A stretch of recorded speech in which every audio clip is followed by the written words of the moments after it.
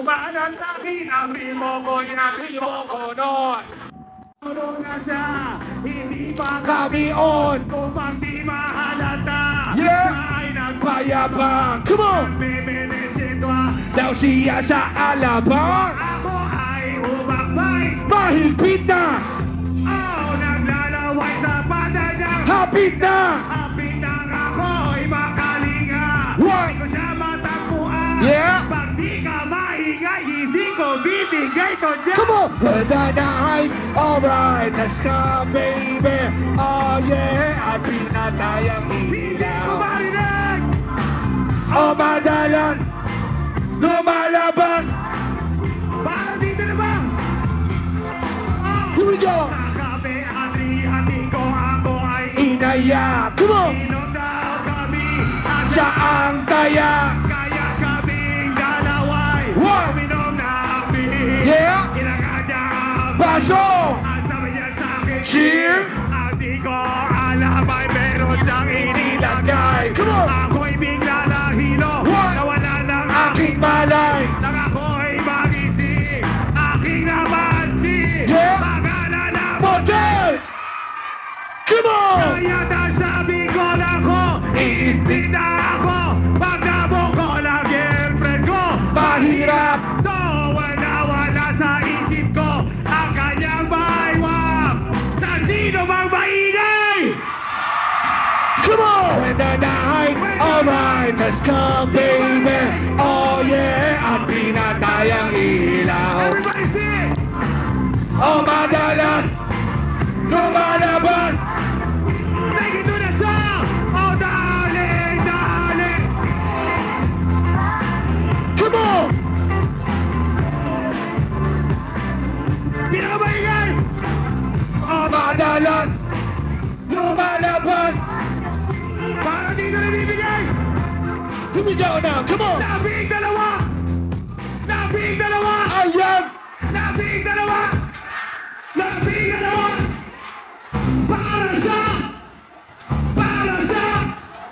Para dito pinakabaingay! Come on! One more time now! Labing dalawa! What? Labing dalawa! What? Labing dalawa! Labing dalawa! Come on! Oh, para sa! What? Para sa! Come on! That night, alright, let's go, baby! Oh yeah, ang pinatayang everybody sing! Oh, madalas, lumalabas. Ito ang kaiwan ng mga kamay! Come on! When the night has come, baby! Oh yeah! Pinatayang ilaw! Come on! Come on! Come on! Labing dalawa! Labing dalawa! What? Labing dalawa! What? Anong sabi ni Andrew E? Labing dalawa! Labing dalawa! Para sa magandang hapon po sa inyong lahat. Good afternoon po, Bicol. Maraming salamat sa inyong lahat. At kayo'y nakarating dito sa aming counting rally para ipakilala po at magpakilala ang aming mga kandidato para sa Senado sa darating na halalan, na darating sa Mayo.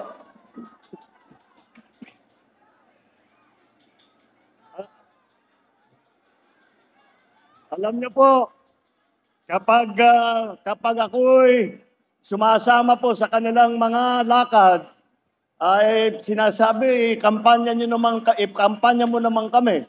Alam niyo po, napakadali para sa akin upang iharap sa inyo ang ating mga kandidato para sa Senado. Bakit po? Dahil po, tignan naman ninyo ang naka-line up ng alyansa para sa Senado.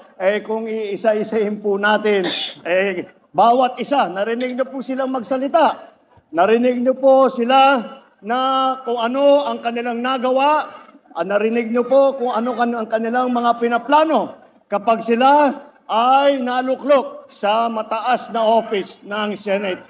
Ayan po, kaya naman, at isa-isa, sasabihin natin, madali sabihin, di kalidad po itong mga ating mga kandidato. Pag pinagsama mo, halos ito na yung dream team. Kung tatawagin para sa politika, ito na yung dream team para sa Senado. Kaya po, nais namin muli na iharap sa inyo, ang ating mga kandidato ng alyansa. Kadalasan, kapag may kampanya, lahat po ng mga kandidato, isa lang ang suot na kulay. Kung titignan niyo po kami, ay iba-iba po ang aming suot. Dahil po, iba-iba po ang pinanggalingan namin ng mga political party. Kaya po natawag po kami na alyansa. Dahil po, kahit na lahat po tayo ay may sariling pananaw sa mga sitwasyon sa ating minamahal na Pilipinas. Lahat sa atin ay may sariling pananaw kung ano ang mga solusyon para sa Pilipinas.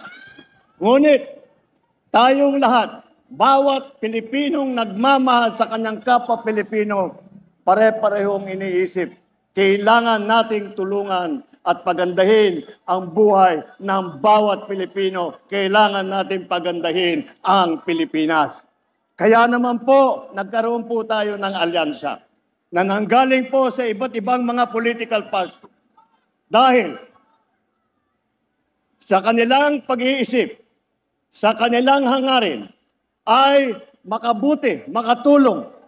At kahit na sino ang tutulong na magpakapit-bisig po sa amin, ay sinasama po namin para isama po natin sa pagtulong sa pagpapaganda ng buhay ninyo.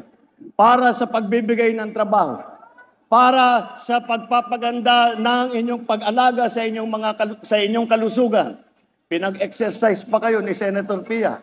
Tignan niyo, hanggang sa rally pa lang meron na siyang nagawa na health para sa inyong lahat. Ito po ang ating, kaya po madali pong masabi na kami po ay ang tunay na alyansa na nagsama upang pagandahin, upang tumulong, upang magserbisyo sa taong bayan. Tingnan po natin kung ano yung ating mga kandidato. 8 po sa kanila ay nanggaling na po sa Senado. Nandiyan po si Senator Cayetano, Senator Lacson, Senator Lapid, Senator Marcos, Senator Pacquiao, Senator Revilla, Senator Tolentino, at Senator Soto.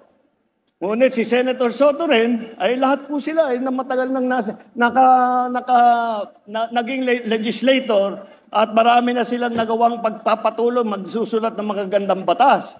Bukod pa ron, si Senator Soto ay naging Senate President pa. Ay masasabi ko, dahil sarili kong karanasan, dahil po nung senador ako, siya po yung Senate President namin. At alam na alam ko kung paano siya magpatakbo. Kahit po nagtatalo kaming mga senador. Alam niyo naman kami, mahilig kami magdebate. Si Senate President namin talagang nahahanapan niya ng paraan na mag-agree po lahat. Kaya po pag sila ay nabalik na sa Senado, alam na po nila ang gagawin nila. Alam na po nila ang trabaho. Alam na po nila ang mga problema na kailangan bigyan ng solusyon. At alam nila kung paano patakbuhin, paano gamitin ang pamahalaan upang magdala ng serbisyo sa taong bayan. Sa katunayan, ito po naman ay galing po sa House of Representatives, naging congressman po. Andiyan po, Congressman Abalos, Congressman Binay, Congressman Marcos, Congressman Cayetano, Congressman Pacquiao, Congressman Tulfo, Congressman Villar. Yan po, mga record nila. Nakita niyo po, very experienced po. At alam po nila kung paano ang mga pasikot-sikot sa gobyerno. Alam po nila kung paano ang pandarin na mabuti ang ating pamahalaan dahil hindi lamang sa mababang kapulungan, kundi pati na sa House of the Senate, may experience silang lahat. Kaya po, pagka sila ay naupo muli ay may pabayaan na, ipapaubaya na po natin sa kanila. Ako po, sa palagay ko, ako na ang pinakamapalad na Pangulo kung sila ay mahalal lahat. Dahil kung yan ang mga kasamahan ko, napakarami po nating magagawa. Napakarami po kayong mararamdaman na benepisyo na nanggaling sa national government.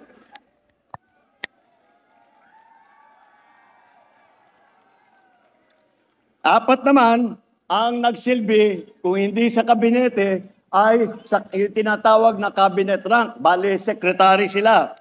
Andiyan po si Secretary Abalos ng DILG, ng local government. Dahil po, nung ako'y umupo at iniisip ko, sino ba ang maganda siguro, nakakaunawa sa mga issue ng local government, may balita ako na meron daw magaling na mayor dati sa Mandaluyong na maraming natanggap na premyo. Kaya sinabi ko, ayan, marunong yan, nakakaintindi. Kaya DILG Secretary noon, si Secretary Ben-Hur Abalos. At si Erwin Tulfo naman, naging Secretary po ng DSWD. Ganun din po ang aking pag-iisip. Noong umupo po ako bilang Pangulo, sabi ko, sino ba ang kilala ko na walang ginawa araw at gabi kung hindi tumulong sa mga ating mga kababayang nangangailangan? At kaagad, naisip ko po, kilala ko yan, kaibigan ko yan, naging partner ko pa sa radyo yan. Ang ating magiging Senator, Senator Erwin Tulfo. Andyan din po si Senator Tolentino na nanggaling po sa MMDA, yung Metro Manila Development Authority.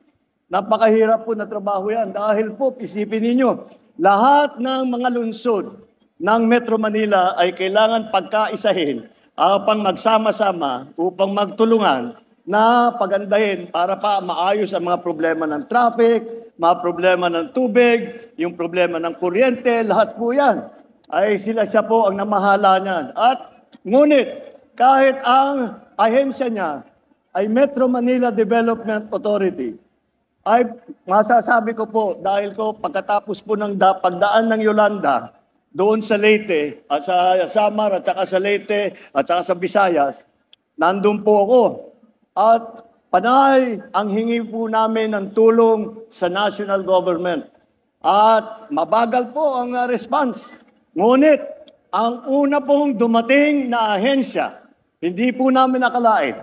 Ang unang dumating na ahensya sa Tacloban, sa Leyte, hanggang sa lahat ng Samar na tumulong na may dala na heavy equipment para mahanap po namin yung mga survivor po, para malinis po namin ang aming lugar. Ang unang dumating po ay ang MMDA, na hindi lang po Metro Manila ang sinisilbihan, siya po, nandun po, nagkita po kami ni Senator Tolentino doon sa Tacloban at nakatulong siya ng napakalaki. Si Senator Lacson naman, yun din, siya ay naging Presidential Assistant for the Rehabilitation and Recovery ng Yolanda Rehabilitation, si Senator Ping Lacson. Siya po, pagkatapos ng pagdaan ng bagyo, lahat po ng mga tulong na hinihingi namin na ibinigay ng iba't ibang ahensya ay dyan po nanggaling. Dyan po nanggaling sa yung ating Presidential Assistance for Rehabilitation for Yolanda. Ito si Senator Ping Lacson, sila ang nagplano, nagpatayo ng bahay, nagdala ng mga relief goods, nagdala ng lahat ng pangangailangan, nagbigay ng trabaho para sa mga nasiraan ng kanilang hanapbuhay. Yan po ang ating naging rehabilitation czar ng Yolanda. Ngunit bukod pa po dyan, si Senator Lacson po, siguro naman maalala ninyo, Senator Lacson po ay naging hepe ng PNP, chief ng buong PNP ng buong Pilipinas. At pinagmamalaki po niya, ang unang pagpasok na sa pagka-chief PNP, ang una daw ganyang ginawa ay sinukat daw niya yung mga tiyan ng mga pulis at siniguro niya na walang matatabang pulis para madaling makahabol ng mga magnanakaw. Ayan po. At nung panahon po na Chief PNP siya, yung approval rating ng pulis ay napakataas po. Hanggang ngayon po, hindi na napantayan yung approval rating na nakuha ni Chief PNP na ating butihing Senator Lacson. Alam po nila ang trabaho from every level, mula po sa House of Representatives, mula po sa lokal, mula po hanggang po sa Senado.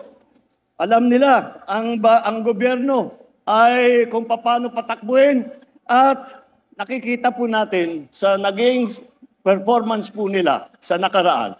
Kitang-kita naman po natin, sila ay nandyan upang tumulong. Hindi sila tumatakbo sa Senado upang manggulo. Nandyan po sila at nakikita mo po sa record nila na wala silang ikinawa sa buong buhay nilang lahat kung hindi tumulong po sa taong. Tatlo naman po sa kanila, nabanggit ko, local government. Tatlo po sa kanila ay naging gobernador ng mga iba't ibang probinsya.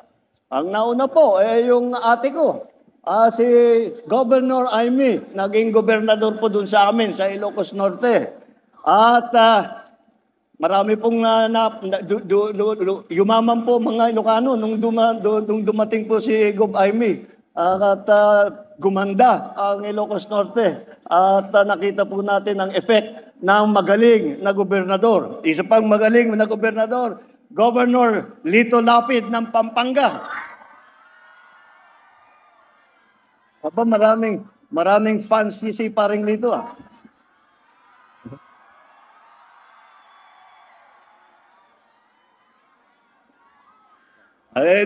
Kilala niyo naman pala ang ating kaibigan. At alam niyo naman kung matagal, siyempre, kinikilala natin siyang artista. Pero action star. Hanggang ngayon, action star pa rin.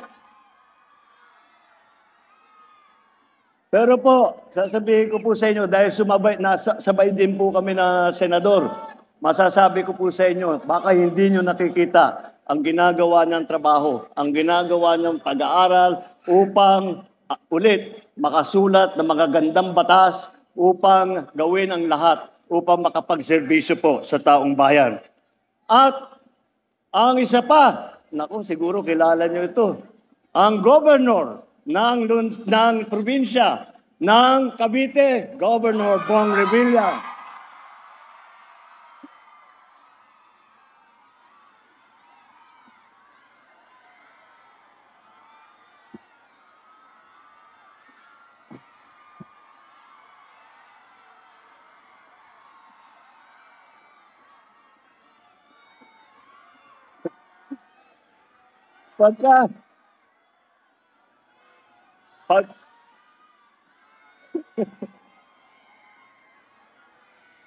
Pagka naririnig ko kayo, naiisip ko, mali yata ang pinasukan ko trabaho, dapat mag-showbiz naman.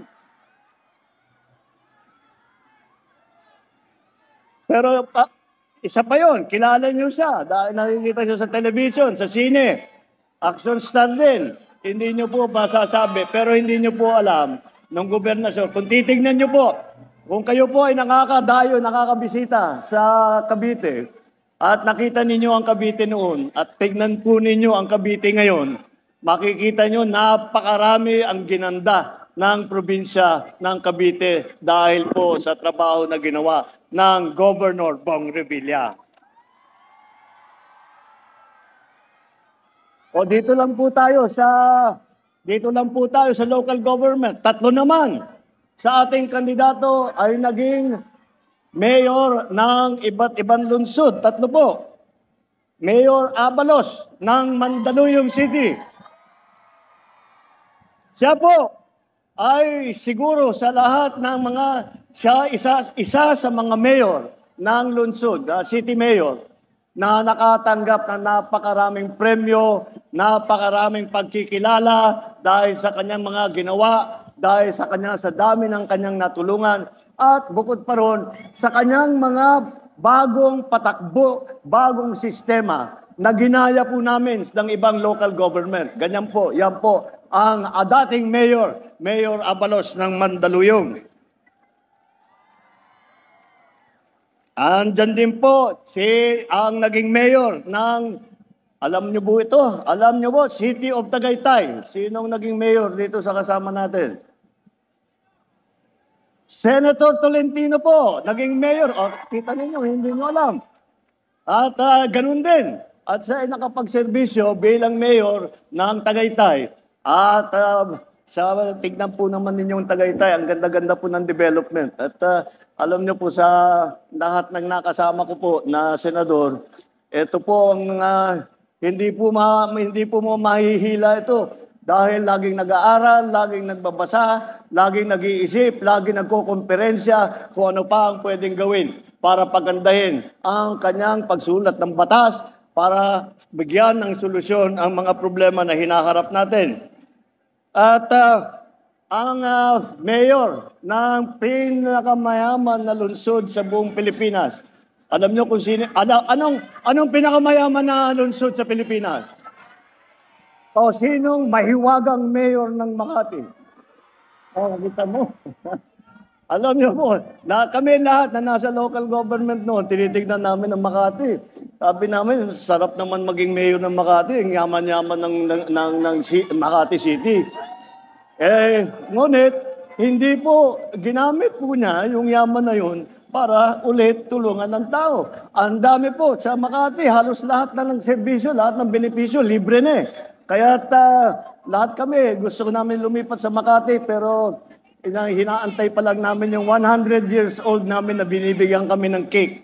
Pero yan po ang patakbo nila. Yan po ang patakbo sa Makati. Lahat po ng serbisyo na ninanais ng tao galing po sa lungsod ay halos lahat po ay libre na. Dahil tama po, hindi winaldas ang yaman ng lungsod, ginamit para tulungan ang taong bayan. At hindi po baka kalain po ninyo na kinakalimutan po natin ang mga kababaihan. At hindi po, maliwanag naman po. Ay sa line-up po namin, 4 po dito ay babae. At hindi pangkaraniwang mga babae po ito. Kilala ko silang lahat.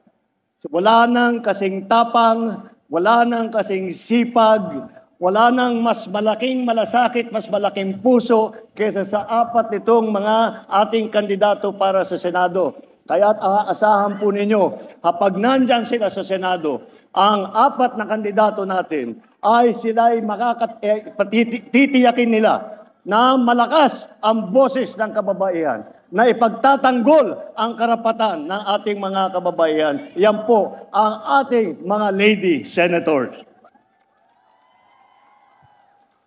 At baka akalain po ninyo na ang ating mga senador ay tiga Maynila lahat. Hindi naman po siguro tama yun dahil maraming iba't ibang lugar na kinakailangan na naunawaan ng mga senador kung anong mga pangyayari doon, ano ang lagay doon, kung maganda ba ang sitwasyon, kung may kailangan ayusin.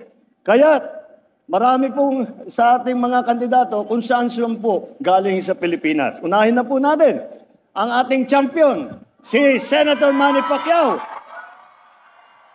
ng Bukidnon, Sarangani, Jensan. Alam nyo, kilala nyo naman si Sen Manny.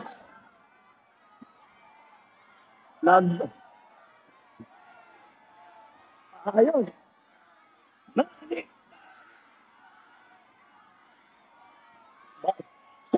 Sen Manny, baka hindi mo alam, nung nagbo-boxing ka, nanonood kami sa television, ganyan pa rin ang sigaw namin. Manny, Manny, Manny.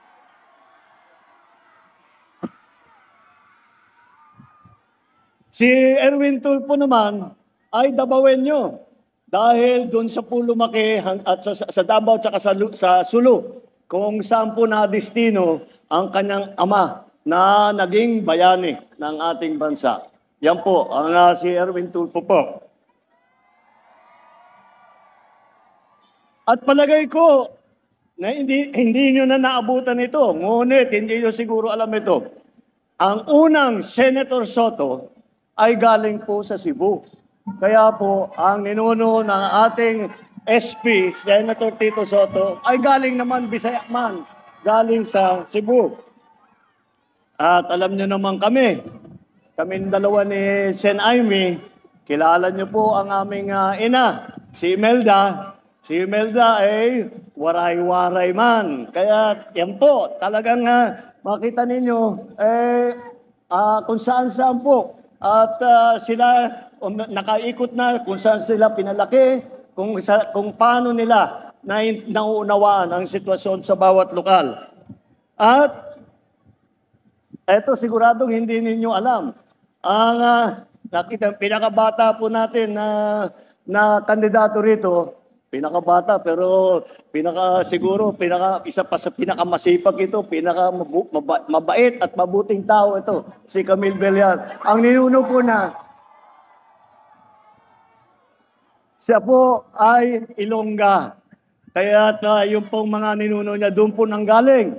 At marami na po siyang ginagawa doon na marami bilang congressman at kahit noong private citizen lang.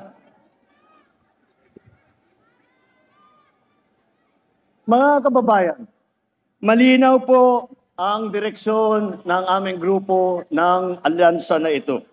Ito ay para sa kaunlaran, para sa kapayapaan. At hindi para ito sa pag-aaway-away at sa pag-aapi. Ang kailangan po natin para tayo'y umunlad, hindi po ang pananakot o paninigaw. Ang kailangan po natin ay solusyon, hindi mga mainit at maanghang na salita na wala namang kabuluhan at wala namang kinalaman sa pinag-uusapan. Ang mga kandidato ng alyansa ay kasama natin sa pagpapataguyod ng interes at kapakanan ng bawat Pilipino. Ipaglalaban po namin ang ating soberanya at karapatan sa pamamagitan ng diplomasya at dignidad. Hindi po natin isusuko ni isang pulgada ng ating teritoryo at hindi tayo kailangan sumunod sa kahit na sino pang dayuhan. Tayo po ay may ganap na karapatan at dapat makinabang sa yaman sa ating sariling bayan.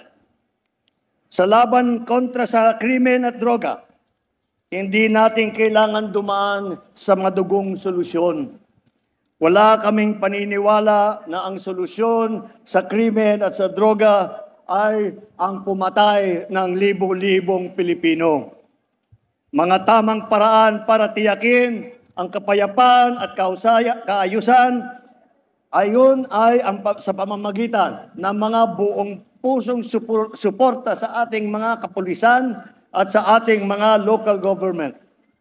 Pagdating naman po sa ekonomiya, sa trabaho, hindi po natin kailangan umasa sa mga iligal na operasyon, kagaya po ng Pogo, na naging pugad ng krimen at karahasan.